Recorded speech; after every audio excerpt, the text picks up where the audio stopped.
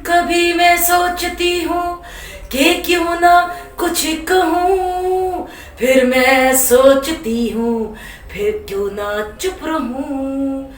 ओ हो जिंदगी में ऐसे भी लोग मिलते हैं, देखते ही आंखों को अच्छे लगते हैं।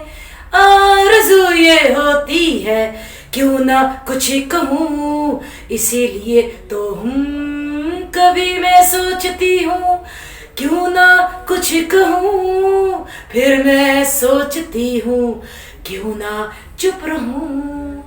ओहो जिंदगी में ऐसे भी लोग मिलते हैं, देखते ही आंखों को अच्छे लगते हैं।